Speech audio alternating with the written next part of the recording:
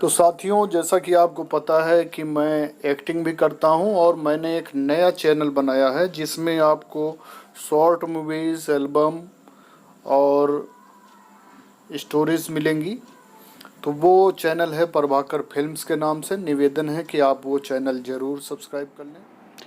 नमस्कार साथियों, मैं प्रभाकर द्विवेदी, प्रदेश अध्यक्ष नर्सेस। तो आज की जो प्रमुख खबरें हैं उनमें सबसे बड़ी खबर यह है कि अब प्रोविजनल वालों को डरने की कोई आवश्यकता नहीं है। हाँ, ये ज़रूर है कि सबसे पहले लिस्ट जो है वो सिलेक्टेड वालों की आयोग के द्वारा परिवार कल्याण विभाग को जाएगी। उसके बाद में जो वो प्रोविजनल हैं उनका डेटा जाएगा, जिसमें ये अंकित रहेगा कि आपके डॉक्यूमेंट में कौन कौन सी कमियां हैं, और ये सारी प्रक्रियाएं 15 अक्टूबर के आसपास होंगी। तो यह मेरी व्यक्तिगत बात हुई थी, मैं खुद वहां गया था। तो आप लोग प्रोविजनल वाले बिल्कुल भी ना डरें, क्योंकि प्रोविजनल में ज़्यादातर माइनर मिस्टेक है। किसी के नाम की स्पेलिंग में है तो किसी के जाति में है, किसी में है, तो बिल्कुल टेंशन की बात नहीं है। उसके लिए एक आपको समय भी दिया जाएगा और ये बताया जाएगा कि आपके डॉक्यूमेंट में कौन कौन सी कमी है, और आपको निर्धारित समय में आपको सही करवा के जमा करना है। बाकी परिवार कल्याण से बात हुई थी तो उन्होंने कहा कि अभी हमारे पे सिलेक्टेड की पहले लिस्ट आएगी, लेकिन जब हम आयोग गए तो उन्होंने कहा कि हम प्रोविजनल की भी उन्हीं को भेजेंगे और साथ में गाइडलाइन भेजेंगे कि आप भी इनकी प्रक्रियाएं जो हैं, जो कमियां हैं, उसे दूर करवा के इन्हें भी ज्वाइन करवाएं। और विदल्ट के लिए भी बात हुई तो उन्होंने भी कहा कि उनके में जो डॉक्यूमेंट में प्रॉब्लम है वो भी बता दी जाएगी और वो लोग भी अपना सही करवा के ज्वाइन कर लेंगे। तो किसी प्रकार के भ्रामक सूचनाओं के चक्कर में आप ना पड़ें। ये जो ज़रूरी खबर है वो हमने आपको बता दी, क्योंकि मैं वहाँ व्यक्तिगत गया था, खुद गया था, और एक नर्सेज प्रदेश अध्यक्ष के रूप में उनसे मिला, उनको अपना इंट्रोडक्शन दिया और मैंने कहा मुझे सही जानकारी चाहिए, जिससे जो नर्सेज भ्रमित हैं उनको सही जानकारी पहुंचाई जा सके। बाकी आज जो अमर उजाला की प्रमुख खबरें हैं उसमें है कि गैर नर्सिंग संवर्ग से सलाहकार की नियुक्ति की साजिश। राजकीय नर्सेज संघ ने मुख्यमंत्री से की शिकायत, स्टेट मेडिकल फैकल्टी में नियुक्ति का मामला। Uttar Pradesh state medical faculty में हो रही पैरामेडिकल एवं नर्सिंग सलाहकार की नियुक्ति की कवायद पर नर्सिंग कर्मियों ने रोष जताया है। नर्सिंग कर्मियों ने इस पद पर नियम के मुताबिक नर्सिंग संवर्ग से ही सलाहकार की नियुक्ति की मांग की है। कर्मचारियों ने इस पद पर गैर नर्सिंग संवर्ग की नियुक्ति की साजिश का आरोप लगाते हुए पूरे मामले की सीएम से शिकायत की है। स्टेट मेडिकल फैकल्टी में पहले डिप्टी रजिस्ट्रार नर्सिंग एवं सलाहकार पैरामेडिकल पद के लिए जुलाई से आवेदन मांगे गए थे। मामला कोर्ट में जाने के बाद ये भर्ती निरस्त कर दी गई थी। कुछ दिन मामला शांत रहा, लेकिन फैकल्टी की ओर से 12 सितंबर को आदेश जारी कर दिया गया कि पैरामेडिकल एवं नर्सिंग सलाहकार पद के लिए 13 सितंबर को साक्षात्कार होंगे। उसी दिन साक्षात्कार भी करा लिया गया। इसकी जानकारी पर राजकीय नर्सेज संघ के महामंत्री ने मुख्यमंत्री को पत्र भेजकर मांग की कि पहले नर्सिंग काउंसिल का गठन हो, फिर इस पद पर नर्सिंग संवर्ग के व्यक्ति की नियुक्ति हो।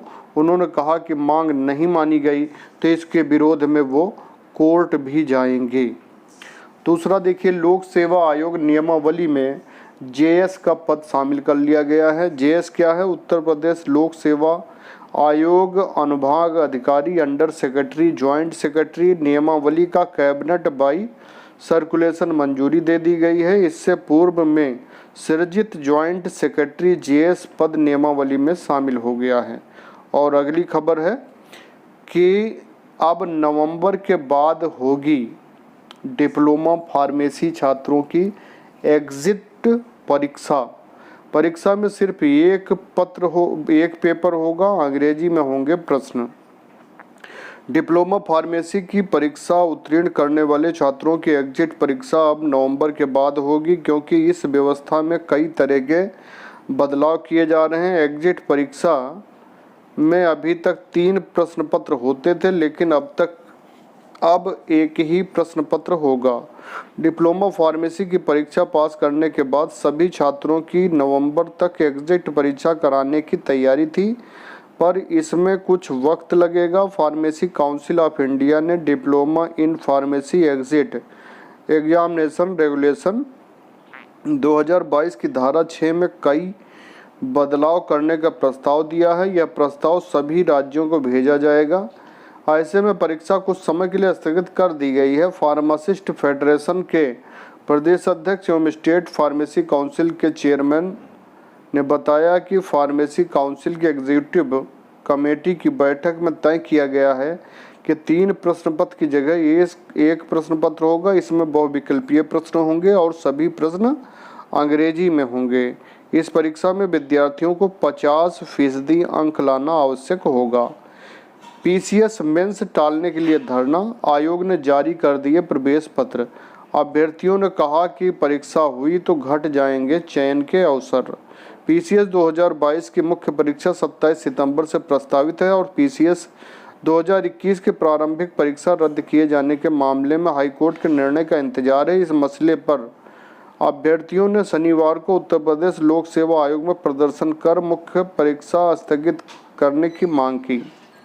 दूसरी तरफ आयोग ने मुख्य परीक्षा के प्रवेश पत्र जारी कर दिए। अभ्यर्थियों का कहना है कि पीसीएस 2021 के इंटरव्यू तक पहुंचने वालों में से बड़ी संख्या ऐसे अभ्यर्थियों की है जिन्होंने पीसीएस 2022 की मुख्य परीक्षा के लिए भी क्वालिफाई किया है। अगर पीसीएस मेंस 2022 से पहले पीसीएस 2021 का परिणाम जारी हुआ तो अभ्यर्थियों के चयन के अवसर खत्म हो जाएंगे। आयोग ने अपनी गलती मानी। उच्चतर शिक्षा सेवा आयोग सहायक प्रोफेसर भर्ती ओएमआर सीट के मूल्यांकन में हुई गलती स्वीकार की और इलाहाबाद हाई कोर्ट के आयोग के वकील गगन ने बताया कि अर्थशास्त्र ही नहीं अन्य विषयों के मूल्यांकन में भी गलतियां मिली हैं।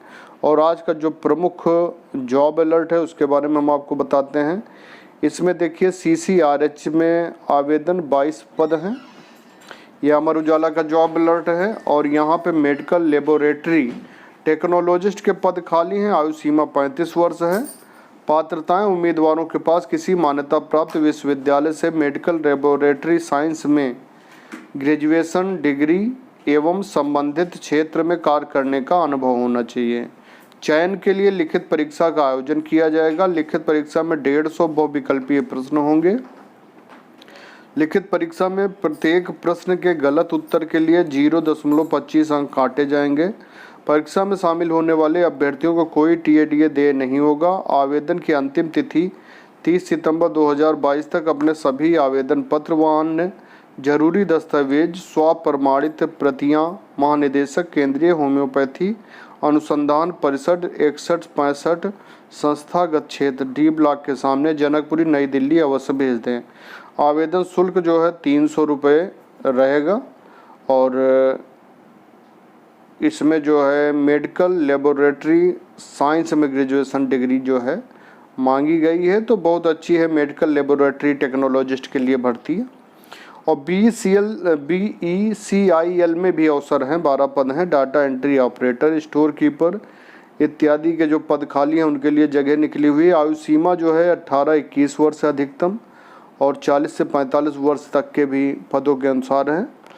पात्रताएं उम्मीदवार के पास किसी मान्यता प्राप्त विश्वविद्यालय से ग्रेजुएशन, पोस्ट ग्रेजुएशन, डिप्लोमा व अन्य निर्धारित पात्रताएं व कार्य करने का अनुभव होना चाहिए। चयन प्रक्रिया शैक्षिक योग्यता व अनुभव के आधार पर टेस्ट इंटरेक्शन के लिए बुलाया जाएगा। टेस्ट, लिखित परीक्षा, साक्षात्कार, ज्वाइनिंग में शामिल होने वाले उम्मीदवारों को कोई टीएडीए देय नहीं होगा। आवेदन की अंतिम तिथि 29 सितंबर 2022 तक। आधिकारिक वेबसाइट पर जाकर आवेदन करें। आवेदन शुल्क 750 रुपये BECIL.com ये इसकी वेबसाइट है। और यूपीएससी ने जारी किया विज्ञापन 327 पदों पर इंजीनियरिंग सर्विसेज परीक्षा 2023 की वैकेंसी आई हुई। आयु सीमा 21 वर्ष और अधिकतम 30 वर्ष।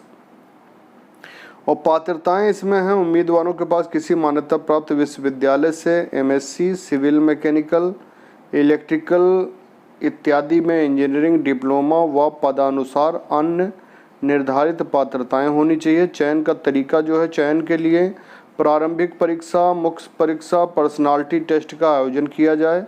परीक्षा में प्रत्येक प्रश्न के लिए गलत उत्तर के लिए 1/3 अंक काटे जाएंगे। अंतिम चयन के लिए अभ्यर्थियों को मेडिकल परीक्षा के लिए बुलाया जाएगा। आवेदन से पूर्व विस्तृत जानकारी के लिए कृपया ऑफिशियल नोटिफिकेशन अवश्य देखें। आवेदन की अंतिम तिथि 4 अक्टूबर 2022 तक ऑनलाइन माध्यम से आवेदन कर सकते हैं। upsconline.nic.in। और विभिन्न पदों पर भर्तियां हो रही हैं, कौन सी हैं? आयुर्विज्ञान परीक्षा, राष्ट्रीय परीक्षा बोर्ड उम्मीदवार कार्यकारिणी निदेशक के पद पर आवेदन कर सकते हैं। अंतिम तिथि 10 अक्टूबर 2022 है। और राजीव गांधी राष्ट्रीय विमानन विश्वविद्यालय से कुलपति के पद पर मौका निकला हुआ है। और एक क्वेश्चन है कि रेडियो के क्षेत्र में करियर की क्या संभावनाएं हैं।